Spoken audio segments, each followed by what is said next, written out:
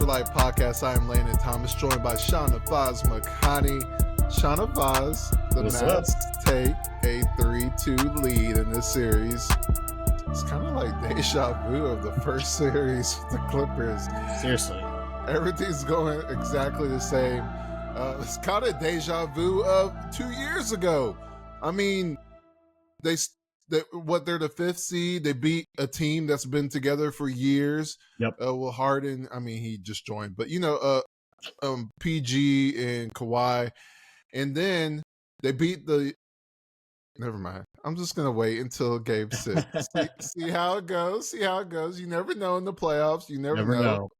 So last night, that Wolves and Nuggets game, you never know what can happen, right? That is true. So let's see how it goes in Game 6 tomorrow. But let's talk about the series that just has gone on up until now, and then also the Jaden Hardy show. He's getting minutes, big time minutes. Jason Kidd talked about him taking pretty much excellent spot in the rotation, and then we'll talk about Game 6. What's our final words for Game 6 tomorrow, which is a huge game for the Mavericks. And the Thunder, obviously, with their backs against the wall, they're fighting to keep their playoff hopes alive. So, Shahnavaz, just what have you seen from this series? Has it lived up to your expectations, and what stands out to you the most with this series? There's a couple things, actually. I think that truly stand out. One, we talked about this last week, I think, and throughout the season we've talked about it, but you got to give Jason Kidd his props. I mean, the ability to adjust after a loss, from him, and that confidence that he has, and the trickle down effect that it has on the rest of the roster, is incredible. The Mavs lost game 1 against the Clippers, came back out to win. They lose another one, and they didn't lose another game the rest of the series. Same thing here. And honestly, that Game 5, I mean, coming off that Game 4 loss, like, that was a pretty critical loss for Dallas. I mean, that's a game you had in the bag. Like, this series should be over. Like, the Mavericks should have won that Game 4 at home. But you 7 turnovers by Luka. You miss critical free throws. The officiating has been wonky all series long, it feels like. Mm-hmm. But it would have been very easy for the Mavericks to come out and just fold in game. Wait, are you talking about the whole series overall, or are you talking about the torture chamber? Is that what we're calling him now? The torture chamber? That's what the Thunder call him. The fans call him. I think it's been wonky all series. I mean, like, obviously there's calls that are not, the refs aren't making calls on both sides. Some of them are a little bit more egregious than others, I think, Mm-hmm.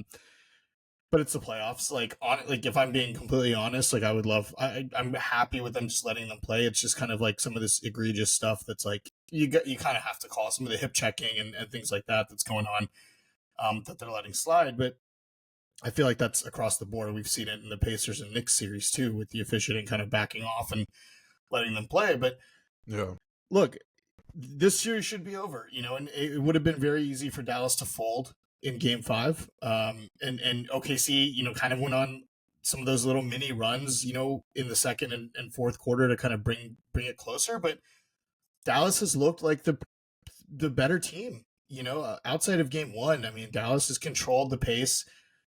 We've talked about this a lot, that, Dallas really goes into these games and kind of sees how their opponent's going to play, and then makes that adjustment in the next game. And we've seen it. And Oklahoma City doesn't have an answer for the Mavericks' physicality right now. They're a young team. They're very lanky. They don't have a lot of length. They don't have a lot of size. And Dallas is punishing them. We've seen PJ Washington and Daniel Gafford and Derek Lively especially just completely own the Thunder. And the third, I know I said I had a couple of points. I kind of rambled on there for that one, but the third one's, you got to give credit to Luka Doncic as well.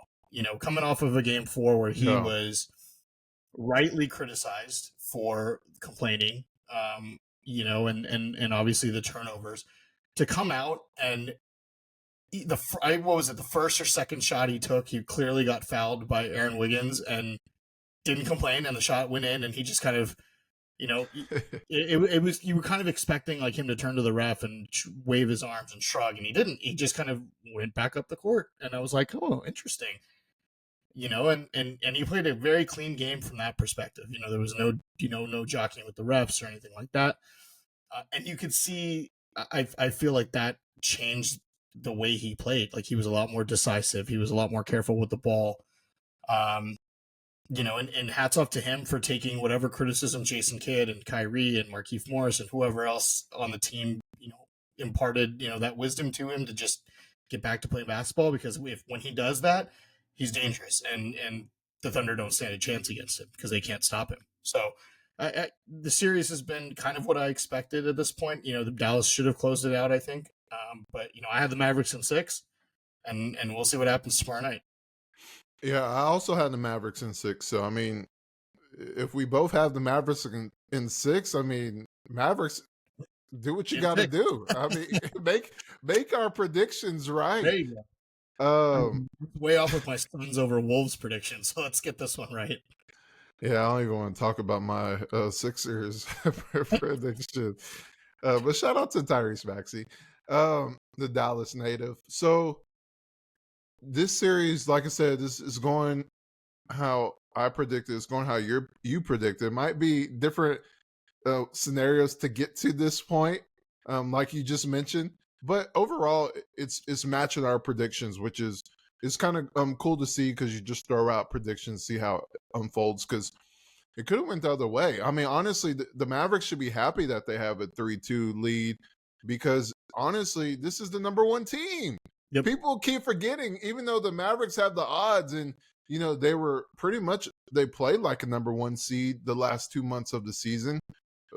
This team is the golden boy of the league. I mean, the Thunder, they always talk about the young core that they have, in SGA, Williams, in Holmgren.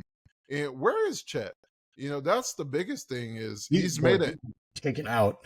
Yeah, he's made a minimal impact. I mean, he's not he's not playing like the star that people were talking about him. I mean, it's really, you're seeing Luka's version of the Mavs in the Thunder this season that you saw, a few years ago, just constantly, not the Western Conference run, but against the Clippers, where it was Luka and everybody else.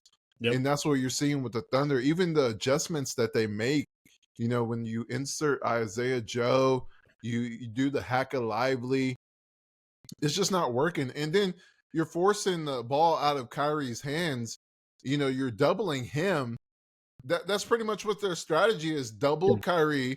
Don't let him go off on us, and let an injured Luka and the teammates beat us.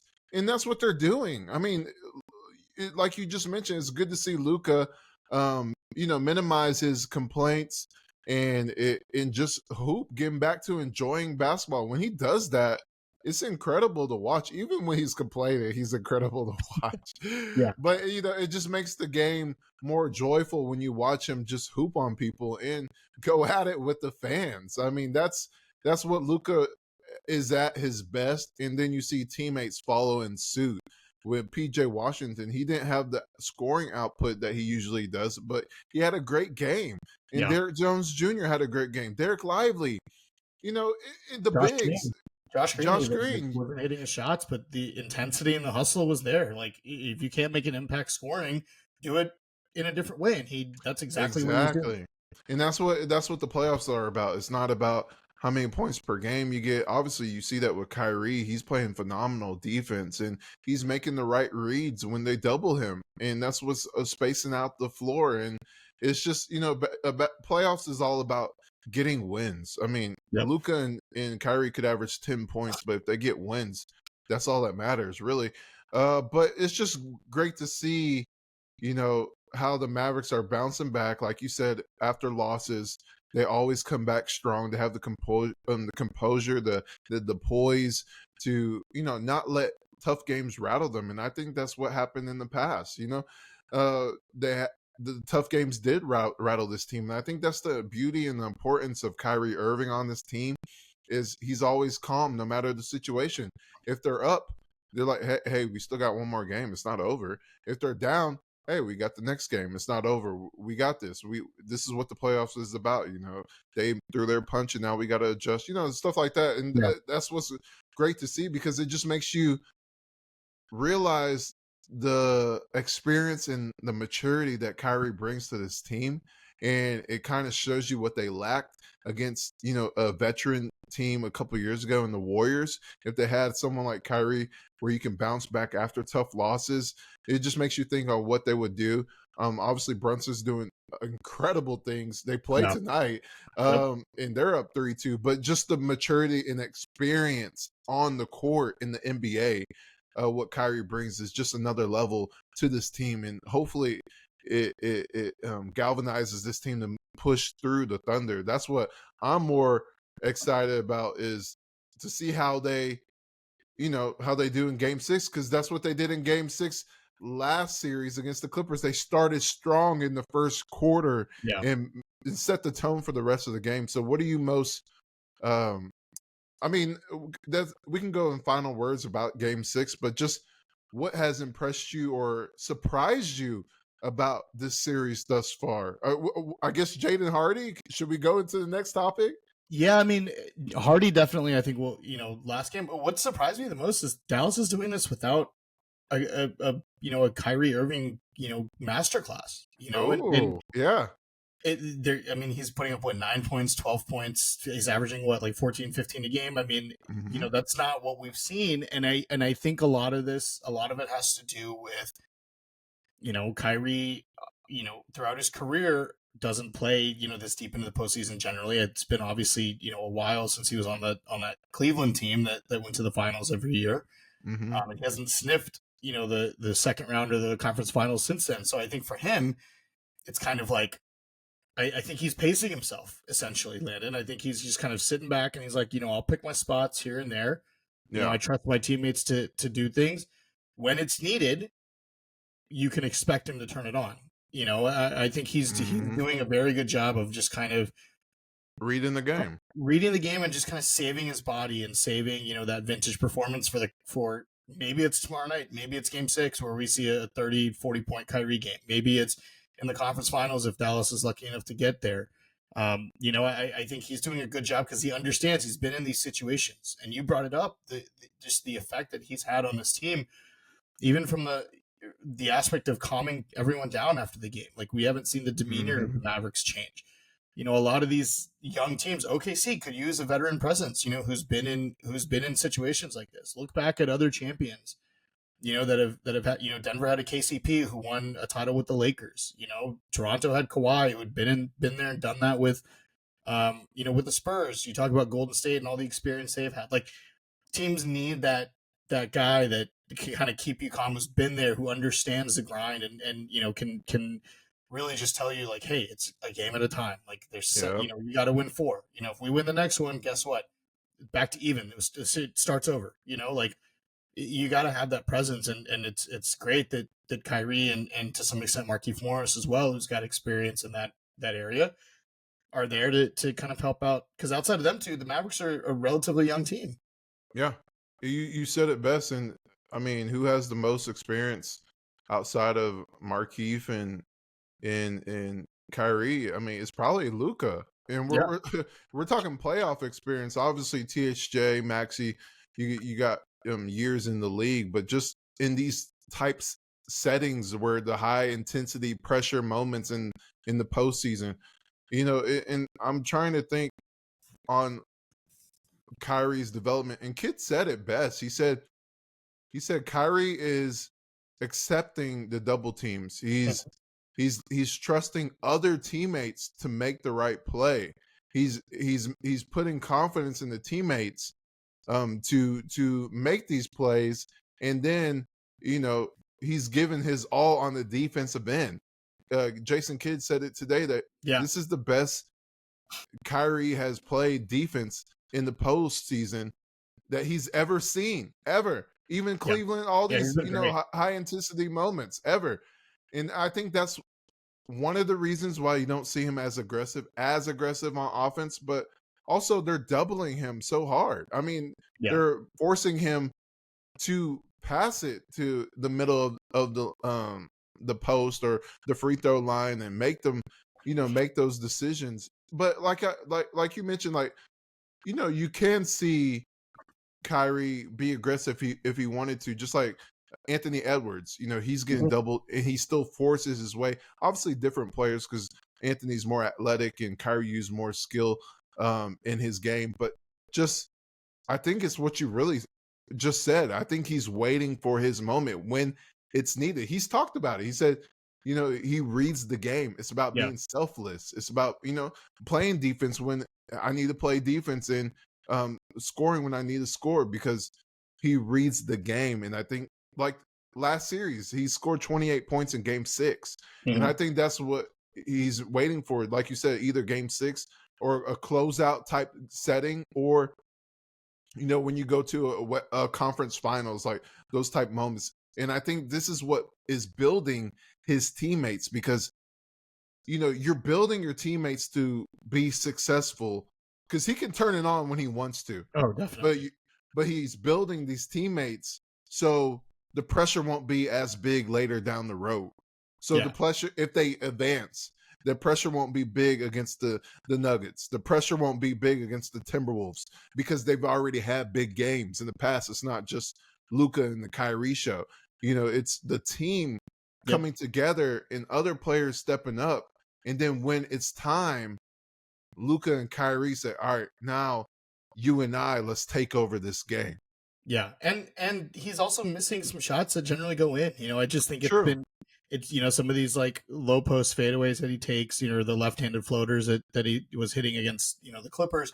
They're just not going in. And we haven't seen any frustration from him. Like you said, he's letting the game come to him. He's picking his spots. And because he was going off in the Clipper series. Yeah. But different team. Different scheme. Yeah. Different team, different scheme. And look, if PJ and Derek Jones are confident enough and have been playing that well, you want to keep that up because you're going to need both of them if the Mavericks advance to the conference finals. So rather than Luka and Kyrie kind of running everything, and then, you can't have it happen game 3 of the conference finals where you've got to rely on Jones and Washington and guys like that to get you through a tough stretch. They've got to have that confidence and put that fear in the opponent that even if we double Kyrie, like we've still got to worry about these guys because they're knocking down their shots. Yeah, I agree with you. And as long as the defense is sustained, I mean, defense has just been unbelievable, man. You won't even need vintage Kyrie. I mean, the way they're playing defense, he's like, he has the most steals, total steals in all of the playoffs. Yep. He's what I think he has second. He's second in deflections, second most in deflections, and third most in loose ball recovery. Loose ball recovered on defense, and the guards and forwards playing against him, their field goal percentage is 38%. So like he's outstanding on defense. Obviously, the scoring will come when it's needed, like we just mentioned. But it's just phenomenal to see him be that two-way player, and he's talked about it. I asked him about it like a week ago in the Clippers series, just what it's, obviously the offense is talked about a lot with him and Luka, but just like him personally on the defensive side, what's going on that's making you so positive on the defense and energizing yourself to play defense in these type of situations, because he's an offensive scorer. And he talked about it. He said the greatest, when you look back at champions and some of the greatest players, when the pressure is on, they play both sides of the ball, and that's in defense is where he's trying to make his mark. So I think when we look back at his playoff run, obviously the efficiency was so good in the Clippers. It's still good it's still great overall, but it's not what it was against the Clippers, obviously, in this series. But just we'll look back at his defense and how he was a leader, like you mentioned, just with this team. Yeah, and it starts from the top. Everyone's got to buy into to playing defense, and when Luka and Kyrie does it, it kind of trickles down to everybody else. And I think the Mavericks pride themselves on that as being, for the first time in what feels like 15 years, a prominent defensive team. I think that's something they hang their hats on, and that they're happy about. Like, they don't have to they don't have to win games 130 to 1. What was the Jason Kidd quote? Like, we're gonna have to put up 130 every night to win. Yeah. At the beginning of the year, they're winning 104-92, 104-98. Like, games like that. Like, you never would have thought the Mavericks would be able to play defense like that. Yeah, and they've held their opponents, I think, 6 times out of 11 games under 101. Yeah. Yeah, and that's incredible. They're 6-0 in those games, so it's just incredible to see and what's to come with this Mavericks team. But let's talk about Jaden Hardy. Jaden Hardy got minutes. Jason Kidd said he trusts and he believes that Hardy is ready to play. Someone has to sit, so it was Exum. Just what were your moments? He did say a lot of it's not all about numbers. He liked his energy, his decision making, and on defense he just made the right plays. What was your thoughts on seeing Hardy early in the game, without it being like foul trouble or injuries? I was shocked. I did not expect Jaden Hardy to play at all. I think we didn't see him in the Clipper series unless it was a blowout. My jaw dropped. I was like, wait, I thought I was looking at it wrong, to be honest. I did not see that coming, but you look at the way that Dante Exum played, he hasn't played well in the playoffs. After that really good end of the regular season, for whatever reason, I think in the playoffs, it's a little bit different when you talk about guard play. You've got to be able to, the way that I think guards in the playoffs handle the ball and shoot the ball, you've got to have guys like that. And Exum's just not that player, unfortunately. He obviously is not a viable option. And then Tim Hardaway Jr. has just been pretty awful, outside of one game, it feels like. We saw it again, last night or the night before, in game 5, like, it's just hitting the backboard on a shot, airballing a 3, turning the ball over. Like, it's the same stuff that, like, we've been clamoring on him for months. And we saw the 17-point game, a couple weeks ago where he was great, but then you get another dud, and it's like, you've got to have some other option at this point. Josh Green's playing well, but Josh Green really, outside of a corner 3 and the athleticism driving the lane, doesn't really give you much in terms of ball handling or anything like that. So, Josh Green's more of a wing guy as opposed to a guard. And so why not take a chance, see what Jaden Hardy can do. And I thought he gave valuable minutes, he only scored 2 points the other night, but like you said, the decision making was good. I don't think he forced anything. There wasn't like he missed, 1 or 2 wide open threes, but they were good looks. They just didn't go in. Mm-hmm. You're not seeing him take contested threes like Tim Hardaway's doing. It's kind of frustrating now watching him play, because it's like he could be a big game changer for the Mavericks, if he's just hitting his shots. But you have to play him, with Maxey out. It's kind of unfortunate, but defensively, I think you've got to hide Jaden Hardy, right? I don't think you can have him or Tim Hardaway Jr. on the floor at the same time. We saw that was a disaster, and I think Kidd did a good job of pulling the plug on that pretty quickly in Game 5. Once he saw that OKC was kind of starting to go on a little mini run there. So, again, kudos to him for realizing that and adjusting mid-game. But, if he's out there alongside Kyrie and Luka, he's going to get his looks. He's going to get some open looks. He's just got to knock down shots. And I think, if he's got the confidence now from Jason Kidd, the more he hits those shots, I think you're going to start to see minutes sway from Hardaway over in favor of Jaden Hardy. Did you hear what you just said?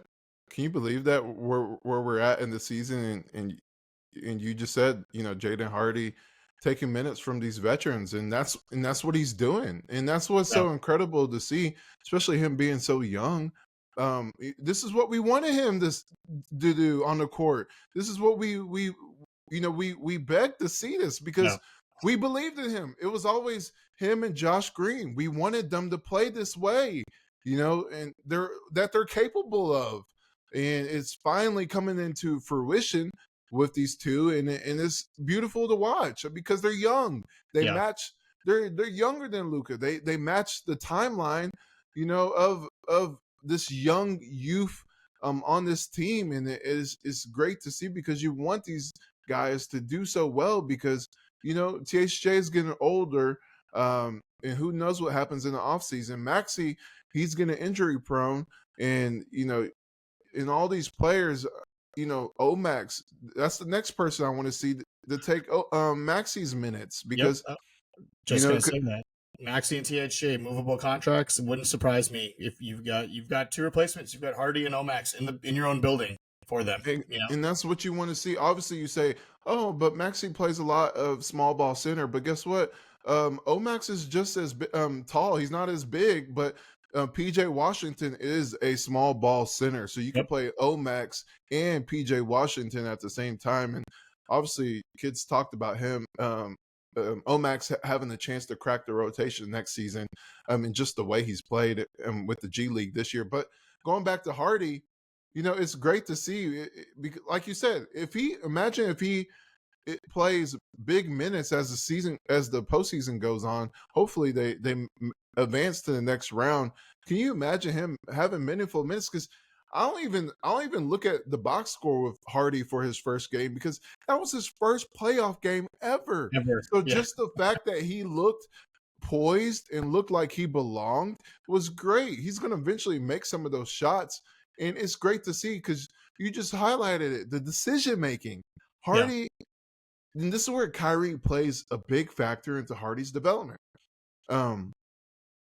Kyrie has helped Hardy learn the change of pace, learn the decision making, when to take shots, and when to play fast. Because last year he always played fast, and it actually helped him because they were losing games, and you were excited to watch Hardy. But it honestly is showing the potential that he has because honestly, when Exum was in the game, and you just mentioned it with Green, they both play like wings when they're supposed to be the guard. They're supposed to be the third guard. It's like musical chairs for the third guard on this team. They don't have one. So now it's Hardy's turn. And hopefully he does really well. Last game he did well. So hopefully he continues that trend and takes over the third guard like we wanted to see after the successful season he had last year, because this is what it was last year. He was the third guard, and Green was a wing. Like, this was the trifecta of the guards, with Kyrie, Luka, and Hardy at the end of the season.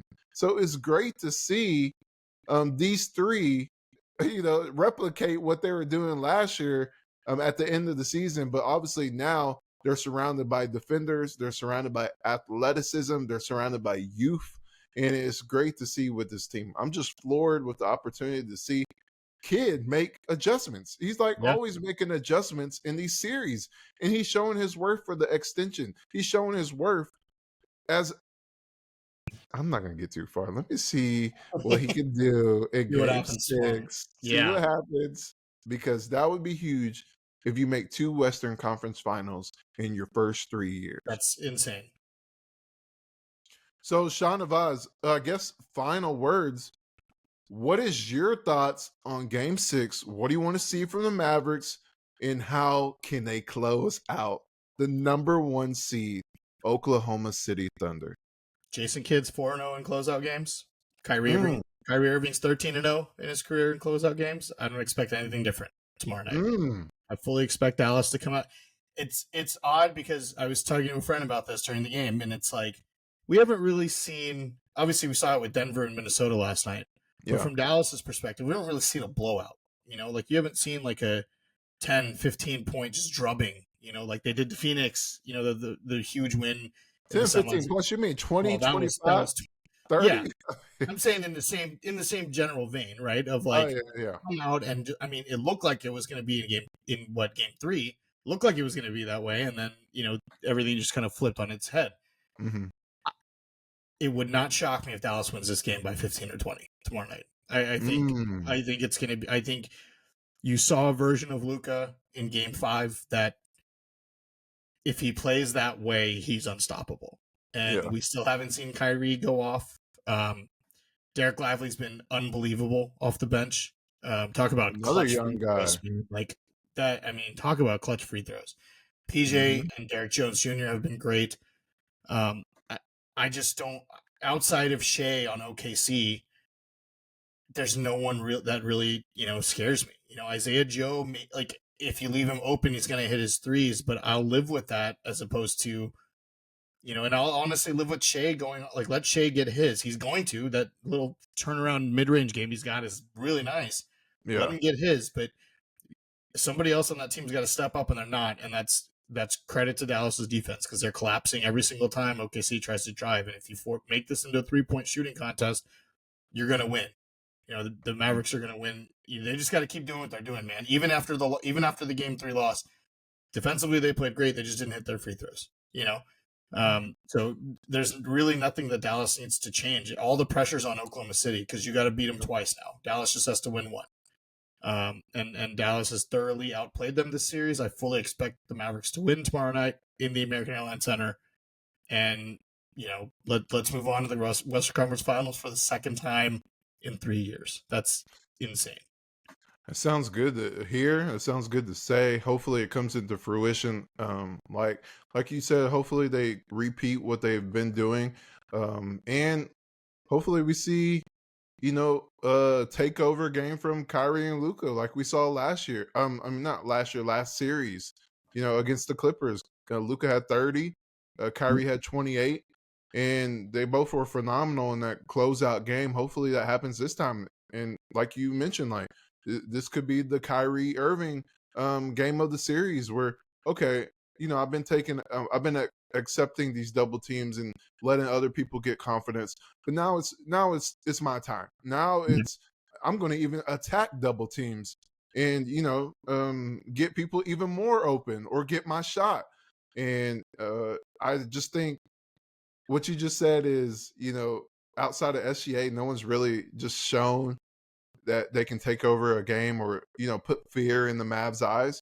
And you're totally right. It reminds me of the last time they played the number 1 seed in the Phoenix Suns, just from a standpoint of at the beginning of the series, you said, dang, they got all these players. It's going to be a tough series. And they're young. They're the youngest team in the playoffs. That's what you said about the Thunder, too. Yep. You said, oh, my gosh, they got the trio of SGA, Williams, and Chet Holmgren. And then they got all these shooters and role players that play well at their position. My goodness, this is going to be a tough one. It'll be back and forth, but it'll be a tough one. But like you said, this series should be over. Yeah, the Mavericks have been dominant the whole time, and it's weird because if a casual fan didn't know about basketball and just watched both teams, you would think the Mavericks are the number 1 seed. Yeah, you would think the Thunder are number 5 seed. So I just want to see a great game. I want to see good defense. If Kyrie and Luka, have a masterclass, that would be fun to watch. But just if you play the same defense you've been playing, even if Kyrie and Luka are have average nights offensively, you're still going to win the game because that defense has been outstanding.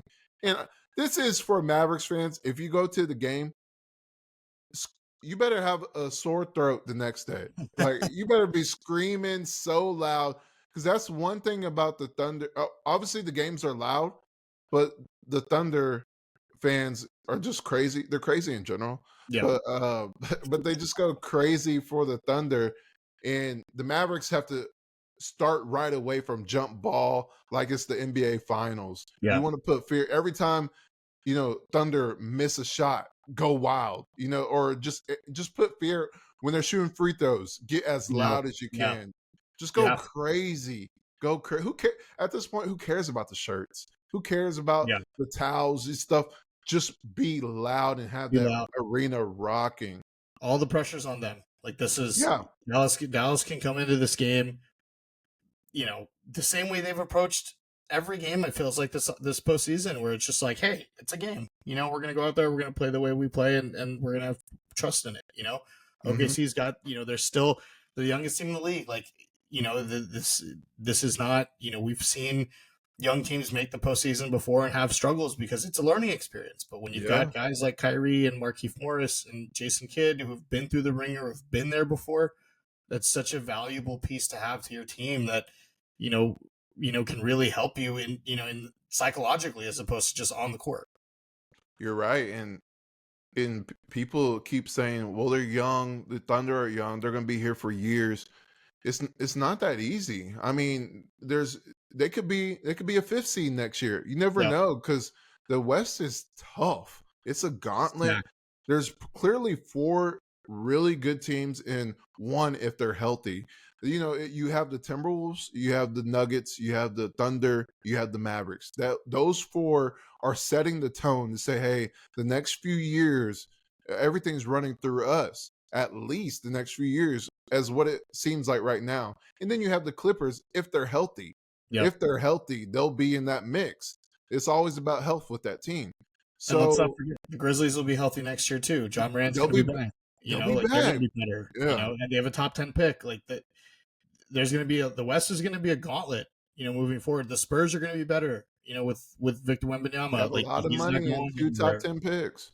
Yep, he's not going anywhere. The Lakers are the Lakers. If they get another guy in the offseason, who knows, right? Who knows what happens with the And Lakers? the Kings, you never know. Kings, They're always a good Suns. regular season.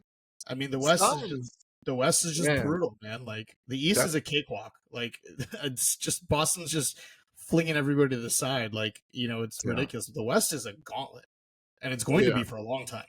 It's going to be for a long time. You don't know what's going to happen year to year. That's why you really have to take advantage of that postseason. Even with the Mavericks, we said, oh, well, next year is going to be their year where they are a contender at the beginning of the season. Yeah. And no, you have to worry about now. Yep. You could win the championship now. So you have to take care of closed out game in game 6. And then you have to take care of a really good team who's, if not better than you, the Timberwolves and Nuggets. And you have to play another really good team who is better than you from what we've seen, the Boston Celtics. So, you have to take advantage of the moment and win every game that you can now. Don't worry about next season. Don't worry about Luka's, core around him the next 5 years. Worry about winning now, and it starts with Game 6 tomorrow. Yep. All right, so everyone, thank you all for listening and tuning in to our podcast. Make sure you follow us both on social media. You see the usernames, and appreciate y'all supporting our podcast. It's growing, and obviously the listeners are continuing to join in, especially during this time. So we want to thank you, and make sure y'all subscribe. So appreciate everyone tuned in. Game 6. Get your popcorn. It's going to be a good one. Goodbye, everyone.